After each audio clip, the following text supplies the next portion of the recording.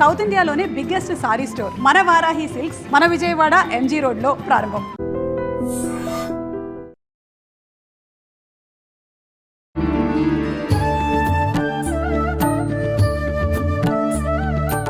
నమస్కారం అండి. శ్రీమాత్రే నమః. శ్రీ గురుభ్యో నమః. ఏకాదశి మామూలుగా పెద్దవాళ్ళు చెప్తుంటారు ఏకాదశి ఉపవాసం అని చెప్పి, గత ఎప్పటి నుంచో పెద్ద వాళ్ళంతా చెప్పుకుంటూ వస్తున్నారు అని చెప్పి. నిజంగా ఈ ఏకాదశి విశిష్టత ఏంటి? ముఖ్యంగా ఈ ధనుర్మాసంలో వచ్చే ఏకాదశి విశిష్టత ఏంటి? మనం ఆ రోజు ఎటువంటి విధి విధానాలు ఆచరించాలి?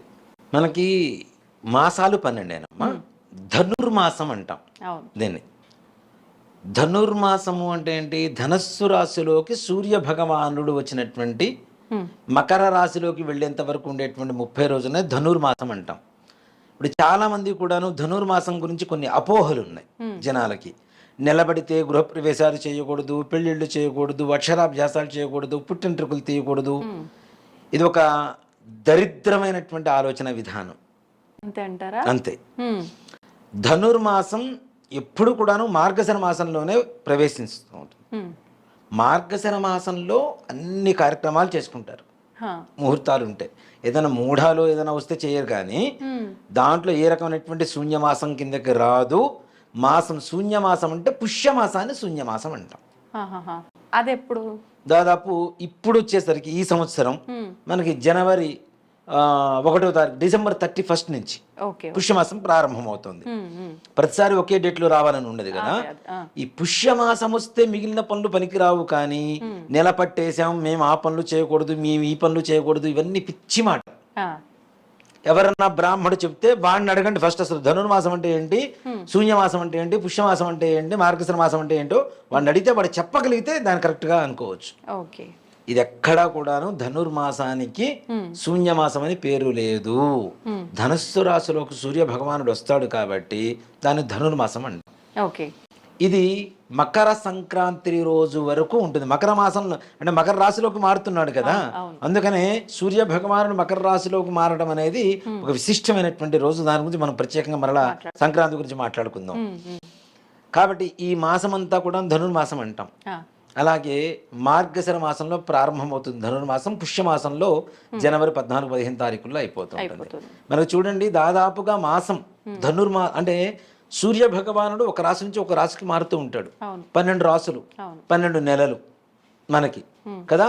దాన్ని రవి సంక్రమణం అని చెప్పి పిలుస్తూ ఉంటాం. ఇలాంటి రోజుల్లో సత్యనారాయణ స్వామివారి వ్రతాలు ఇట్లాంటివి చాలా విశేషంగా చేసుకుంటుంటారు. ప్రతి నెల కూడా పౌర్ణమి రోజు, ఏకాదశి రోజు ఇట్లా చేసుకుంటారు కదా. ఆ రోజులో కుదరకపోతే రవి సంక్రమణ రోజు కూడా తప్పనిసరిగా విశేషంగా చేస్తూ ఉంటారు అలాంటి రోజు. అయితే ఈ రవి సంక్రమణం ప్రారంభమైనప్పటి నుంచి ధనుర్మాసంలోకి, ధనుసు రాశిలోకి ధనుర్మాసం ప్రారంభమవుతుంది. అయితే పుష్యశుద్ధ ఏకాదశి అనేటువంటి ఏకాదశి మనకు పుష్యమాసంలో శూన్యమాసంలో వస్తుంది. ఇప్పుడు దాన్ని కూడా మనం మరి శూన్యమాసం చెప్పడానికి లేదు. అత్యంత పరమ పవిత్రమైనటువంటి విష్ణుమూర్తి భక్తులకు చాలా ఇష్టమైనటువంటి ఏకాదశి వైకుంఠ ఏకాదశి. ఇప్పుడు మనకి ప్రతి నెల మహాశివరాత్రి వస్తుంది, మహాశివరాత్రి వస్తుంది. ప్రతి నెల సంకష్టహర చతుర్థి వస్తుంది, మహాసంకష్టహర చతుర్థి వస్తుంది. ప్రతి నెల 2 ఏకాదశులు వస్తాయి. కానీ పుష్యశుద్ధ ఏకాదశి అనేటువంటిది వైకుంఠ ఏకాదశి అంటాం. ముక్కోటి ఏకాదశి అని పిలుస్తాం.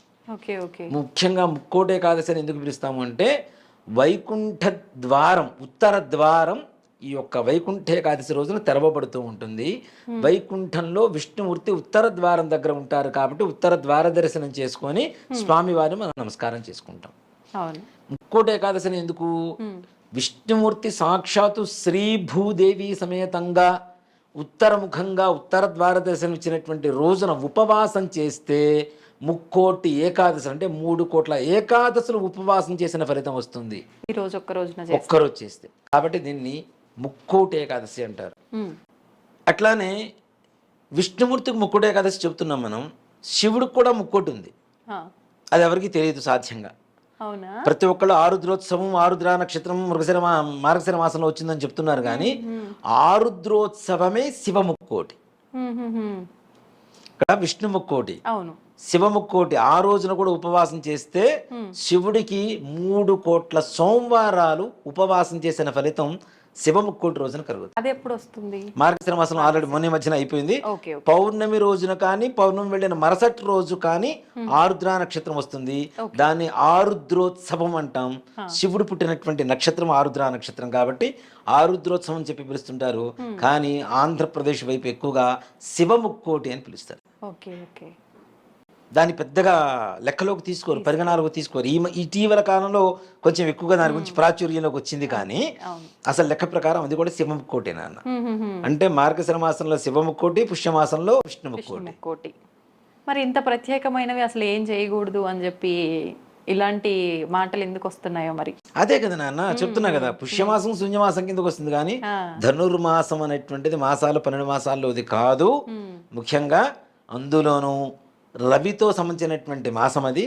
మన వాళ్ళు ఎక్కువగా చాంద్రమానం అవలంబిస్తూ ఉంటారు, దాన్ని ఫాలో అవుతూ ఉంటారు. కాబట్టి ధనుర్మాసం శూన్యమాసం కాదు, కాకూడదు. అలాంటి ఏదైనా ప్రాచుర్యంలో ఎవరైనా ప్రచారం చేస్తున్నా అది సంపూర్ణంగా వాళ్ళకి తెలియక చేస్తున్నటువంటి ప్రచారం తప్పితే, అసత్య ప్రచారం అంటారు కదా కొంతమంది వాడుతుంటారు, అసత్య ప్రచారాలు తప్పితే ఇవి సత్య ప్రచారాలు అయితే కాదు. ఇప్పుడు ఇట్లా ప్రతి మాసంలో ఇప్పుడు మార్గశిరం ధనుర్మాసం అని చంద్రుడికి సూర్యుడికి సంబంధించి వచ్చినట్టు ప్రతి మాసంలో అలానే వస్తాయా? వస్తాయి నాన్న, ఓకే. తప్పనిసరిగా ప్రతి నెల రవి సంక్రమణం జరుగుతూనే ఉంటుంది. 14-15 తారీఖుల్లోనే జరుగుతూ ఉంటుంది. అందుకని మనకి చూడండి, సంక్రాంతి ఎంత లేదని 14-15 తారీఖుల్లో మాత్రమే వస్తుంది. ఒకటి రోజు అటు ఇటు గానీ ఖచ్చితంగా అవే వస్తాయి, అదే డేట్స్ వస్తాయి. అంటే ఆ తిథులు ప్రకారం రవి సంక్రమణం జరుగుతూ ఉంటుంది కాబట్టి రవి సంక్రమణం అంటారు, దాని ధనుర్మాసం అంటాం. ఈ వైకుంఠేకాదశి రోజున ఏం చేస్తే ఫలితం వస్తుంది అంటే, పొద్దునే ఎవరైతే విష్ణుమూర్తి ఆలయాలు, వైష్ణవ ఆలయాలు, రాముడు కావచ్చు, కృష్ణుడు కావచ్చు, వెంకటేశ్వర స్వామి వారు కావచ్చు, ఏ దేవాలయమైనా సరే వైష్ణవ ఆలయంలో తెల్లవారుజామున 4 గంటలకి ఉత్తర ద్వార దర్శనం ఇస్తారు స్వామివారు. తిరుపతిలో కూడా ఈసారి 10వ తారీఖు నుంచి, జనవరి 10వ తారీఖు వస్తుంది, జనవరి 10వ తారీఖు నుంచి 19వ తారీఖు వరకు ఉత్తర ద్వారంలోనే ఉంచుతున్నారు వెంకటేశ్వర స్వామి వారిని. ద్వార దర్శనం ఇస్తున్నారు. అక్కడికి వచ్చే కోట్ల మందికి మరి ఒక్క రోజులో అంటే ఎక్కడ సరిపోతుంది అన్న, సరిపోతుంది కదా. ఇప్పుడు మనలాగా లోకల్లో ఉండేటువంటి దేవాలయాలు కాదు కదా. కాబట్టి అది ప్రపంచ వ్యాప్తిగా ఉండేటువంటి దేవాలయం కాబట్టి 10 రోజుల పాటు స్వామివారిని పెడుతున్నారు. అలాగే ఎవరైతే ఉత్తర ద్వార దర్శనం చేసుకొని ఆ సమయం నుంచి ఓం నమో నారాయణాయ ఇంకేమీ వద్దు, ఏం చేయొద్దు. ఈ అష్టాక్షరీ మంత్రం అంటారు. ఓం నమ శివాయ పంచాక్షరీ మంత్రం కదా, ఓం నమో నారాయణాయ అనేటువంటిది అష్టాక్షరీ మంత్రం, నారాయణ అష్టాక్షరీ మంత్రం. ఈ నామాన్ని మనస్ఫూర్తిగా ఎవరైతే శ్రద్ధతో భక్తితో స్వామివారి నామస్మరణ చేస్తారో ఆ రోజు తీసుకునేటువంటి ఇవి కూడా ఎలా ఉండాలంటే, తులసి తీర్థం తప్పితే ఇంకేమీ తీసుకోరు. ఒక చెంబులో నీళ్లు పోసుకుంటారు, దాంట్లో తులసి వేస్తారు, ఆ తీర్థమే తీసుకుంటారు. అసలు ఏకాదశి రోజున ఇప్పటికీ చాలా మంది కూడా మహానుభావులు ఉన్నారు, ఏ రకమైనటువంటి ఏమీ తినరు, పాలు పండ్లు కూడా తినకుండా, ఎంగిలి అంటే ఈ ఉమ్మి కూడా మింగకుండా ఉండేటువంటి వాళ్ళు కూడా చాలా మంది ఉన్నారు. అవకాశం చేసినట్టుగా ప్రతి ఏకాదశికి చేసేవాళ్ళు ఉన్నారు నాన్న. అలాగే ఈ వైకుంఠేకాదశికి ఎవరైతే నియమనిష్టలతో ఉపవాసం ఉండి ఈ యొక్క అష్టాక్షరి మంత్రాన్ని జపం చేస్తారో, లేదు ఇది కూడా మేము చేయలేము, కనీసం చాంటింగ్ మిషన్స్ ఉంటాయి, ఓం నమో నారాయణాయ అనేటువంటిది లేదు, అది కూడా దొరకలేదు. సెల్ ఫోన్ అయితే ఉంటుందిగా, కనీసం అందరి చేతిలో ఉందిగా, కవచకొండలాగా కర్ణుడికి అందరికీ సెల్ ఫోన్ ఉంటుంది, అన్ని ఫోన్లు ఉంటాయి. దాంట్లో కనీసం విష్ణు సహస్రనామ పారాయణ వినండి. విష్ణు సహస్రనామంలో అత్యంత కష్టమైనటువంటి నామాలు ఉంటాయి, శ్లోకాలు ఉంటాయి, అవి చదవాలంటే తప్పులు పోవచ్చు, కాబట్టి కనీసం వినండి. తులసి మాల విష్ణుమూర్తికి సమర్పించండి. ఇంతకు మించి వేరే ఏం చేయాల్సిన అవసరం లేదు. అభిషేకాలు పూజలు అవన్నీ ఇవి ఏం చేయాల్సిన అవసరం లేదు. సింపుల్ గా చెప్తున్నాను, ఓం నమో నారాయణాయ అనేటువంటి మంత్రాన్ని ఎవరైతే నామస్మరణ చేస్తారో వారికి వైకుంఠేకాదశి రోజునే సాక్షాత్ మహావిష్ణువు మహాలక్ష్మి సమేతుడే దర్శనమిస్తాడు. తప్పనిసరిగా స్పర్శ కూడా మనకి తెలుస్తుంది. ఆయన అది ఏ రూపంలో వస్తాడో తెలియదు, అది మనం తెలుసుకోవడమే భగవంతుడి మాయ. అంతే. తప్పనిసరిగా ఎవరైతే నా అష్టాక్షరి మంత్రాన్ని జపం చేస్తారో తప్పనిసరిగా ఆయన సాక్షాత్కారం మాత్రం జరుగుతుంది నాకు. జరుగుతుంది. 100% దాంట్లో అనుమానమే లేదు. మీరేం కష్టపెట్టాల్సిన పని లేదు, కష్టపడాల్సిన పని లేదు, ఓ ఖర్చు పెట్టాల్సిన పని లేదు. ఒక నామస్మరణ మాత్రేనా జన్మ సంసార బంధనాత్ అని చెప్తున్నాం. నామస్మరణ పలికితే చాలు జన్మ సంసారంలో ఉండేటువంటి బంధనాలు మొత్తం కూడా వెళ్ళిపోతాయి, కష్టాలు మొత్తం వెళ్ళిపోతాయి. కాబట్టి విష్ణుమూర్తి నామాన్ని ఎవరైతే అష్టాక్షరి మంత్రాన్ని జపం చేస్తారో వారికి విష్ణుమూర్తి లక్ష్మీ సమేతుడే దర్శనమిస్తూ ఆయన స్పర్శను కూడా మనకి చక్కగా కలగజేస్తూ మనల్ని, మన కుటుంబాన్ని, మన కుటుంబ పూర్వీకులు ఎవరైతే పితృదేవతలు ఉంటారో అందరినీ కూడా తరింపజేసేటువంటి పరమ పవిత్రమైనటువంటి రోజు వైకుంఠ ఏకాదశి. కాబట్టి ఆ రోజున వాళ్ళు చెప్పారు, వీళ్ళు చెప్పారు, అవి చేసాం, ఇవి చేయండి, అవి చేయండి, ఇవన్నీ ఏమీ వద్దు. నామస్మరణ చేయండి చాలు, భక్తిపూర్వకంగా. ఆలయ దర్శనం ఖచ్చితంగా చేయాలా? తప్పనిసరిగా చేస్తే చాలా బాగుంటుంది. తెల్లవారుజామున ఉత్తరద్వార దర్శనం అంటే వైకుంఠాన్ని మనం సాక్షాత్తు అంటే కళ్ళ ముందు చెబుతుంటే నాకు కనపడుతుంది. ఓం నమో నారాయణాయ అనేటువంటి మంత్రం చదువుతున్నప్పుడు విష్ణుమూర్తి దర్శనం జరుగుతోంది. స్పర్శ ఉన్నప్పుడు స్పర్శ జ్ఞానం కలుగుతోంది. ఇక్కడ కూర్చొని చెబుతున్న మనకి ఇలా ఉంటే నిజంగా ఆ ప్రశాంతమైనటువంటి వాతావరణంలో చేసే వాళ్ళకి 100% తప్పనిసరిగా విష్ణుమూర్తి దర్శన భాగ్యం కలుగుతుందంటారు. బొందితో వైకుంఠానికి పోవడం అంటారు చూడండి, ఇదే ఓ మాట చెప్పాలంటే.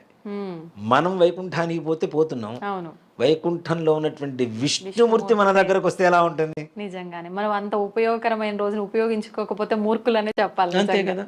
మనం ఏదో ఆ పూజలు చేస్తున్నాం, ఈ పూజలు చేస్తున్నాం, మనసును ఎక్కడో పెట్టుకునే దానికన్నా ఒక నామస్మరణ చాలా, అంతే. ఇంకంతమించి నేను వేరే పరిహారాలు ఇవన్నీ ఏమీ కూడా చెప్పను.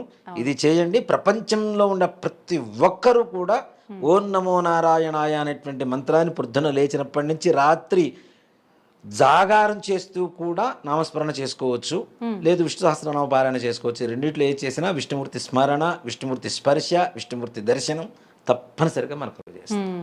నిజంగా చాలా మంచి విధానాన్ని తెలియజేశారండి. ధన్యవాదాలు. శ్రీమాత్రే నమః. శ్రీ గురుభ్యో నమః.